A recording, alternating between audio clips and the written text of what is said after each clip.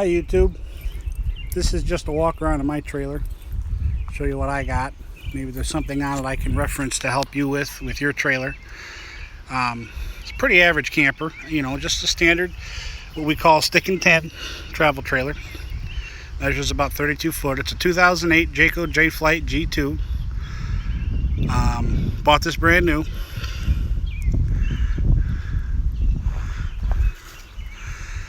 It's a 29 BHS, but it measures about 32 foot. Actual body is 27. I've got the Norcold refrigerator right there.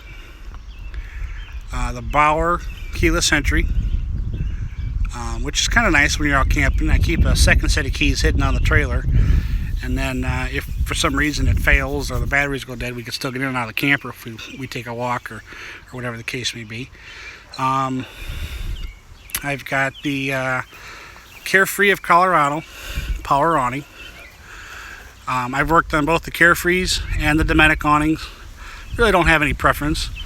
I've even worked on the standard manual Dometic and Colorado awnings, the old-fashioned ones with the little cam lock that's usually located up here, usually right up in that area. And got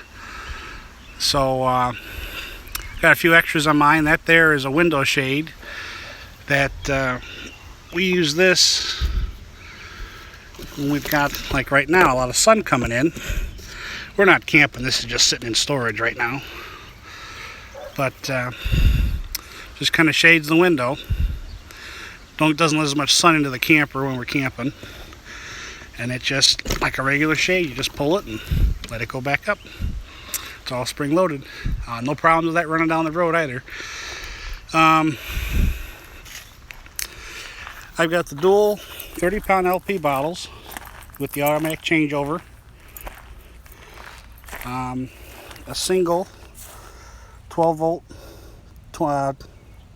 24 series battery, interstate. That's all I use. Have always had good luck with the interstates. That's what we carried at the dealership. I don't do a lot of boondocking or dry camping. If I do have a scenario where I may do that, I have a second 24 series. I know it looks tight, but you actually can. You can actually slide that battery all the way over and put another one in here. They do fit side by side. And for those of you that don't know this, you have to link them up the way the term was used for me when I learned this was it's called a slave battery.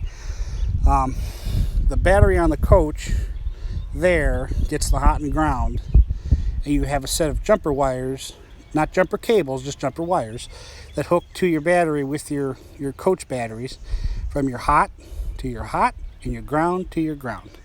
And that is how you get a little extra life out of your battery. You just have to be more conservative of what you've got running.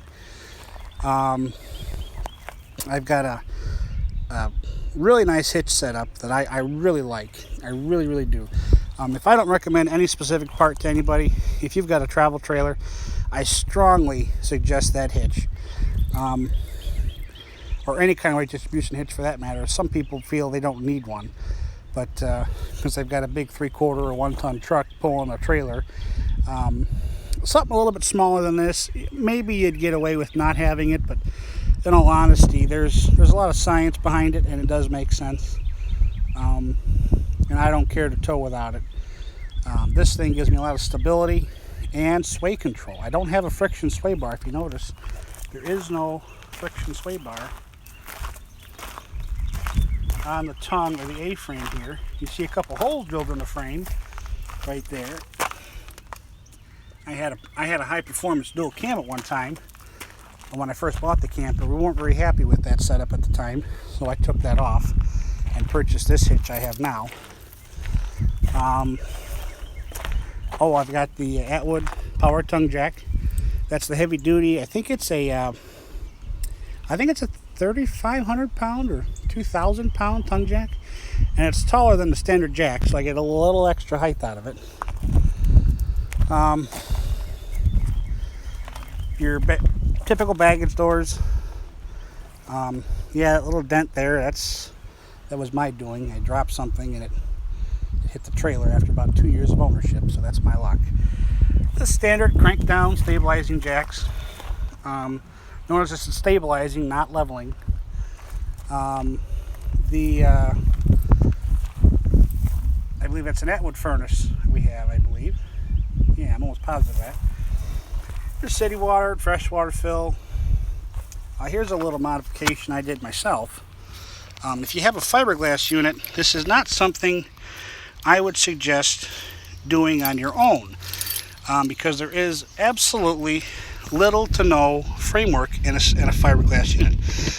This one is a stick and tin, so there is framework in here. But this is my power cord. Yep.